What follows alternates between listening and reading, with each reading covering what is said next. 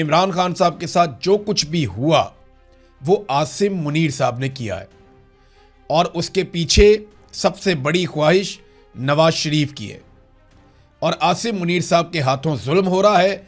नवाज शरीफ की ख्वाहिश इसके अंदर मौजूद है। और आसिम मुनीर साहब के बारे में इमरान खान साहब ने खुद कहा कि अगर मुझे या मेरी बीवी को किसी भी स्टेज पर कुछ हुआ तो उसके लिए जिम्मेदार आसिम मुनीर होगा, जो अपने इक़्तिदार के लिए और ताकत के लिए किसी भी लेवल तक जा सकता है। देखें मसला कहां पे है, मैं आपको ना माजी की 2 कटिंग्स दिखाता हूं। ये देखें आप, डील करो जान छुड़ाओ, ये अखबार के अंदर जो है वो मेन हेडिंग छपी थी, डील करो जान छुड़वाओ। मां का नवाज शरीफ को हुक्म, नवाज शरीफ की वालदा की जानिब से ये हुक्म अखबारात की फ्रंट पेज के ऊपर मेन हेडलाइन में छापा गया कि डील करो जान छुड़ाओ। फिर नवाज शरीफ के बारे में एक खबर जो है तमाम मीडिया चैनल के अंदर ब्रेकिंग न्यूज़ की सूरत में चली, जहां मियां साहब ने कहा जेल से निकालें हम मुल्क से बाहर चले जाएंगे। ये मुशर्रफ के साथ भी अरब ममालिक के जरिए से डील करके पाकिस्तान से बाहर चले गए थे। इमरान खान साहब के दौर में भी जनरल बाजवा से डील करके, और जनरल फैज़ हमीद ने इनको निकाला था। जनरल फैज़ हमीद से नवाज शरीफ ने खुद अपनी फैमिली के जरिए से और खुद दरखास्त की थी, और आगे से सिर्फ एक शर्त रखी गई थी कि मरियम नवाज का ट्विटर और मुंह बंद करवाएं। तो फिर 6 महीने तक ना मरियम नवाज के मुंह से चू निकली थी और ना इनके ट्विटर से कोई ट्वीट हुआ था, और फिर नवाज शरीफ साहब को पाकिस्तान से बाहर भिजवा दिया गया था। आपको याद है ना, हमें सारी चीज़ें याद है कैसे ये लोग डील करके निकले थे। अब ये जो डील करने वाले हैं ना, इनको हमेशा मिलिट्री एस्टेब्लिशमेंट ने इस तरह के लोगों को डील किया, उनको लीडर से तो वास्ता ही नहीं पड़ा। एक आदमी ने लीडर बनने की कोशिश की, उसको इन्होंने कत्ल कर दिया था। दूसरे के साथ लड़ाई में इन्होंने मुल्क तोड़ दिया था। एक को अल्लाह ने जिंदगी की मोहलत ही नहीं दी, कायदे आजम को, उनको इन्होंने शुरू में काबू कर लिया, किसी को समझ ही नहीं आई। फातिमा जिन्ना को इन्होंने जिस तरह कत्ल किया, जिस तरह बदनाम किया, वो आपके सामने है, जो कुछ एक डिक्टेटर ने उनके साथ किया। फिर जुल्फिकार अली भुट्टो लीडर बनता जा रहा था, उसे कत्ल कर दिया गया। फिर शेख मुजीब से लड़ते लड़ते इन्होंने मुल्क ही तोड़ दिया, और आज इनको सामना एक लीडर के साथ है। इनकी प्रैक्टिस हुई है नवाज शरीफ की और आसिफ अली जरदारी की, और मुकाबले में आ गया इमरान खान। वो जेल के अंदर 3 साल के बाद क्या कहता है जरा सुने। वो ये कहता है कि मुझे डरा हुआ देखना इनकी हसरत रह जाएगी। आसिम मुनीर साहब, आप बाहर मौजूद होकर पाकिस्तान के आर्मी चीफ फील्ड मार्शल होने के बावजूद इस्तिस्ना ले रहे हैं। यहां से पता चलता है कि आपके दिमाग में क्या चल रहा है। और वो जेल में बैठकर कह रहा है कि मुझे डरा हुआ देखना तुम्हारी हसरत रह जाएगी। ये फर्क है, ऐसे आदमी से पाला नहीं पड़ा था पहले।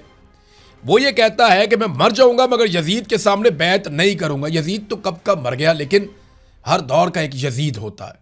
तो इमरान खान साहब इनको यजीद मान के, जालिम मानकर चल रहे हैं, और वो ये कहते हैं कि मैं जालिम के सामने, यजीद के सामने बैत नहीं करूंगा, मैं मौत को पसंद करूंगा, और आखिरी सांस और खून के आखिरी कतरे तक लड़ूंगा, मैं अकेला रह गया तब भी लड़ूंगा। ये इमरान खान साहब ने कहा। और उनका एक बड़ा मशहूर जुमला है जिसे लोग शायद बहुत दहाइयों तक, शायद सदियों तक याद रख सकते हैं, कि हारता वो है जो हार मान लेता है। जो दिमागी तौर पे हार जाता है वो हार जाता है, और इमरान खान आसाब की लड़ाई में इनसे हारने वाला नहीं है। ये मैं एक मरतबा नहीं, कई मरतबा कह चुका हूं। तो इमरान खान साहब की बहनों से मुलाकात करवाएं। रोज़ाना एक नई अफवाह आती है, कभी आती है जनाब कि उनकी तबीयत ज़्यादा ख़राब हो गई है, कभी आती है कि एक आंख बिल्कुल ज़ाया हो गई है, कभी कोई और ख़बर आती है, कभी 1, 2, 3, और ख़बरें फैलाई भी जाती हैं। बाद औक़ात सोर्सेज से जर्नलिस्ट बड़ी मेहनत करके खबर निकालते हैं, बाद औक़ात खबर जानबूझकर भी फैला दी जाती है। तो इस सारे माहौल में एक क्यास पैदा हो रहा है, एक बेचैनी पैदा हो रही है। तो जिद है हाफिज आसिम मुनीर साहब की, वो अपनी जिद खत्म करें, इमरान खान साहब की उनकी फैमिली से मुलाकात करवा दें। इसमें कबाहत और प्रॉब्लम क्या है, मुलाकात करवाएं ताकि अफवाहों का ये सिलसिला खत्म हो जाए। और आज मौका है मुलाकात करवाने का, आज तो मुलाकात करवा देनी चाहिए। लेकिन राणा सनाउल्लाह ने कहा कि आज तो दूर की बात है, जुमेरात को भी इनकी मुलाकात नहीं होगी। मुझे नहीं लगता मुलाकात होगी, ये इनकी टोटल औकात है। ये एहसन इकबाल का एक स्टेटमेंट मैं आपके सामने रखता हूं। देखिए, मैंने आपको ना अक्सर कहा कि ये स्टेटमेंट संभाल के रखना है, बाद में काम आएगा। कई बयानात मरियम नवाज ने दिए हुए हैं, कई नवाज शरीफ ने दिए हुए हैं, राणा सनाउल्लाह ने दिए हुए हैं, बाकी लोगों ने बयानात दिए हुए हैं, बिलावल ने भी बयानात दिए हुए हैं, जरदारी ने भी बयानात, इन सब ने बयानात दिए हुए। संभाल के रखने हैं आपने क्योंकि इन पे बुरा वक्त आएगा ना तो हम इनको निकाल निकाल कर दिखाएंगे वो स्टेटमेंट। एहसन इकबाल का ये स्टेटमेंट है, ये मैं आपको दिखा रहा हूं। इमरान खान की सेहत के बारे में किसी को तशवीश नहीं होनी चाहिए कि इससे किसी भी किस्म की कोई नरमी रवा रखी जाएगी।